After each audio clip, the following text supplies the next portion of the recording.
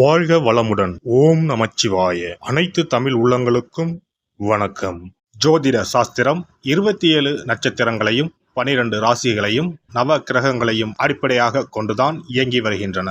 இதில் நவக்கிரகங்கள் ஒவ்வொன்றும் ஒவ்வொரு விதமான குணநலன்கள் கொண்டவை. நவ கிரகங்களில் குருவை அடுத்து 2வது சுப கிரகமாக திகழ்பவர் சுக்கிரன். தனகாரகன் குரு பகவான் பணத்தை தருகிறார் என்றால் அந்த பணத்தை சந்தோஷமான வழிகளில் செலவு செய்ய வைப்பவர் சுக்கிரன். ஒருவர் பணத்தை பற்றி கவலைப்படாமல் செலவு செய்கிறார் என்றால் அவர் சுக்கிரனின் ஆதிக்கத்தில் பிறந்தவர் என்பதை அவரின் ஜாதகத்தை பார்க்காமலே அறிந்து கொள்ளலாம். சுக்கிர பகவான் கலைகளுக்கு அதிபதி என்பதால் எழுத்து, இசை, பாடல், நடனம், நாடகம், பாட்டு, சினிமா ஆகியவற்றில் புகழ்பெற ஜாதகத்தில் சுக்கிரன் நல்ல நிலையில் இருக்க வேண்டும் என்பது அவசியம். சுக்கிர பகவான் ஜாதகத்தில் எந்த நிலையில் இருந்தாலும் ரிஷபம், துலாம், மிதுனம், கன்னி, மகரம் மற்றும் கும்பம் ஆகிய 6 ராசிக்காரர்களுக்கு துன்பத்தை விளைவிப்பதில்லை. ரிஷபத்திலும் துலாம் ராசியிலும் ஆட்சி பெறும் சுக்கிர பகவான் தனது எதிரியான குருவின் வீடான மீனத்தில் உச்சமடைகிறார். தனது நண்பனான புதனின் வீடான கன்னியில் நீசமடைகிறார். ஜாதகத்தில் சுக்கிரன் வலுவிழந்தால் அவரின் திருமண வாழ்க்கையில் தடைகள் ஏற்படும் வாய்ப்புகள் அதிகம். சுக்கிர பகவான் ஜூலை மாதம் 31ஆம் தேதி சிம்ம ராசிக்கு பயிற்சியாக போகிறார். காதல் கிரகமான சுக்கிர பகவான் நெருப்பு ராசியான சிம்மத்தில் புதனோடு கூட்டணி சேரப்போகிறார். ஜூலை மாதம் 31ஆம் தேதி இந்த சுக்கிர பயிற்சி நடைபெறுகிறது. ஆகஸ்ட் மாதம் 23ஆம் தேதி வரை சிம்மத்தில் சுக்கிர பகவான் சஞ்சரிப்பார். சுக்கிர பகவான் ஜூலை மாதம் இறுதியில் சிம்ம ராசியில் நுழைந்து புதனுடன் இணைய இருப்பதால் லட்சுமி நாராயண ராஜயோகம் உருவாகும். மேலும் ஆகஸ்ட் மாத மத்தியில் சூரியனும் சிம்ம ராசிக்கு வருவதால் சுக்கிராதித்ய ராஜயோகம் உருவாகும். புதன் சுக்கிரனோடு ஆட்சி பெற்ற சூரியனும் இணைவதால் உங்கள் ராசிக்கு என்ன பலன்கள் கிடைக்கப் போகிறது, எதில் எல்லாம் கவனமாக இருக்க வேண்டும் என்று பார்க்கலாம். உங்கள் வாழ்வில் வளமும் நலமும் செல்வ செழிப்பும் பெற்று வாழ்வின் உயரிய நிலையை அடைய எல்லாம் வல்ல எம்பெருமானை வேண்டி விரும்பி கேட்டுக்கொள்கிறேன். சிம்ம ராசி அன்பர்களே, உங்களுடைய ராசிக்கு ராசியிலேயே சுக்கிரன் வந்து அமர்கிறார். தொழில் ரீதியான பிரச்சனைகளை நீங்கள் இதற்கு முன்பாக சந்தித்து வந்தாலும் தற்போது அந்த நிலை மாறப்போகிறது. ஜூலை 31ஆம் தேதிக்கு பிறகு சிம்மத்தில் பயிற்சியாகும் சுக்கிரன் தொழில் ரீதியான நல்ல முன்னேற்றத்தை கொண்டு வந்து தரப்போகிறார். குறிப்பாக ஏற்கனவே நீங்கள் ஒரு வேலை பார்த்து வந்தாலும் கூட மற்றொரு கூடுதலான வேலையை பார்த்து அதன் மூலம் வருவாய் ஈட்டப் போகிறீர்கள். மறைமுகமாக உங்களை தாக்கி வந்த எதிரிகள் இல்லாமல் போவார்கள். ஏதோ ஒரு இறுக்கமான மனநிலையில் இவ்வளவு நாள் நீங்கள் இருந்திருப்பீர்கள். அந்த நிலை தற்போது மாறப்போகிறது. அனைத்து விஷயங்களிலும் பொறுமையை கடைபிடிக்க வேண்டியது அவசியம். தந்தை வழி உறவினர்களால் சில பிரச்சனைகள் ஏற்படக்கூடும். தந்தையின் உடல் நலனில் கவனம் தேவை. அரசாங்க காரியங்கள் முடிவதில் தாமதம் ஏற்படக்கூடும். மற்றபடி பிரச்சனைகள் எதுவும் இருக்காது. உங்கள் முயற்சிகளில் வெற்றிகள் கிடைக்கும். பிள்ளைகளால் மகிழ்ச்சியும் பெருமையும் உண்டாகும். கணவன் மனைவிக்கு இடையே இருந்து வந்த கருத்து வேறுபாடுகள் நீங்கும். அந்யோன்யம் அதிகரிக்கும். தாய்மாமன் வகையில் அனுகூலம் உண்டாகும். புதிய ஆடை ஆபரணங்களின் சேர்க்கைகள் ஏற்படக்கூடும். தேவையில்லாத பழக்க வழக்கங்களில் இருந்து விடுபடுவீர்கள். நண்பர்களின் உதவிகள் கிடைக்கும். சகோதரர்கள் உதவி கேட்டு தொந்தரவு செய்வார்கள். திருமண பேச்சுவார்த்தை சாதகமாக முடியும். சிலருக்கு வெளியூர் பயணம் செல்ல நேரிடும். ஷேர் மூலம் ஆதாயம் கிடைப்பதற்கு வாய்ப்புகள் உண்டு. கணவன் மனைவிக்கு இடையே சிறு சிறு கருத்து வேறுபாடுகள் ஏற்பட்டாலும் அதனால் பாதிப்பு எதுவும் இருக்காது. பணியாளர்களுக்கு முன்னேற்றம் கிடைக்கும். அதிகாரிகளின் ஆதரவும் சக ஊழியர்களின் ஒத்துழைப்பும் இருக்கும்.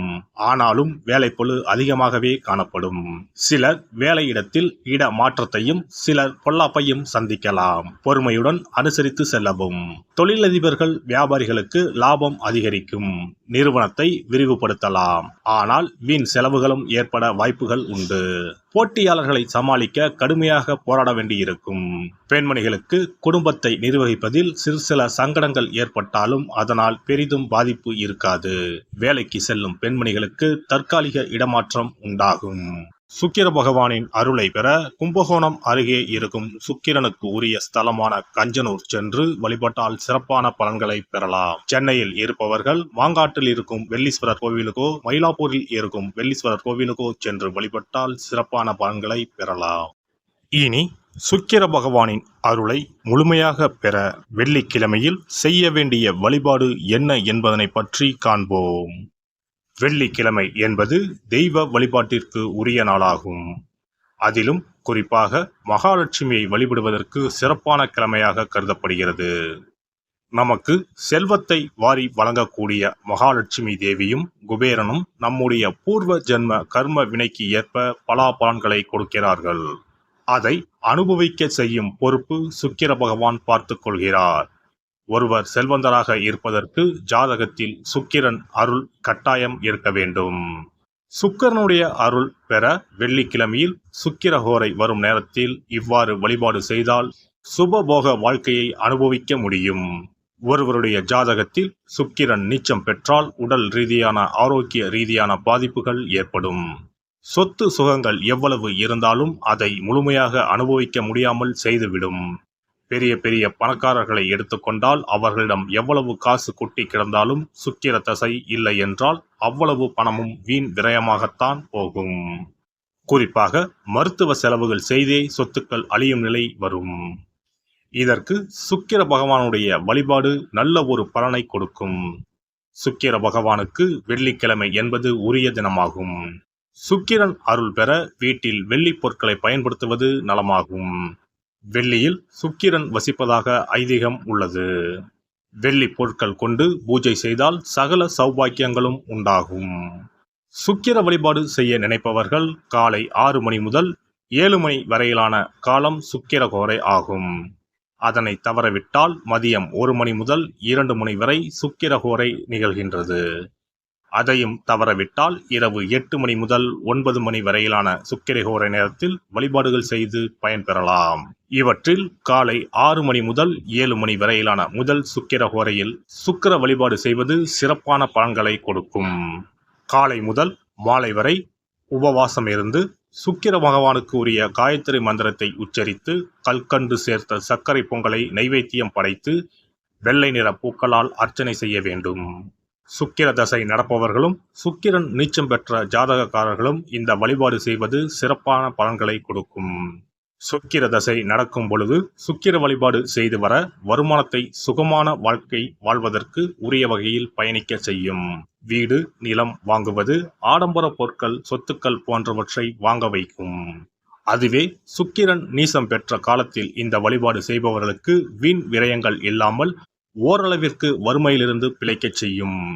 வெள்ளிக்கிழமையில் நவக்கிரக கோவிலுக்கு சென்று சுக்கிர பகவானுக்கு வெள்ளை வஸ்திரம் சாற்றி வழிபாடு செய்யலாம். வெள்ளை நிற நைவேத்தியங்கள் தயார் செய்து கோவிலில் வரும் பக்தர்களுக்கு தானம் செய்யலாம். இவ்வாறு செய்து வர சுக்கிரனின் முழு அருளும் கிடைக்கப் பெற்று வாழ்வில் உயரிய நிலையை அடைவீர்கள். எல்லாம் வல்ல இறையருளால் நீங்களும் உங்கள் அன்பு குடும்பமும் உடல் நலம், நீலாயுள், நிறை செல்வம், உயர் புகழ், மெய்ஞானம் ஓங்கி வாழ்க வளமுடன். இந்த வீடியோ பதிவு உங்களுக்கு பிடித்திருந்தால் லைக் பண்ணுங்க, கமெண்ட் பண்ணுங்க, ஷேர் பண்ணுங்க, மறக்காம சப்ஸ்கிரைப் பண்ணுங்க, பக்கத்துல இருக்கிற பெல் பட்டனை கிளிக் பண்ணுங்க. நன்றி, வணக்கம். ஓம் நமச்சிவாய. சிவாய நம.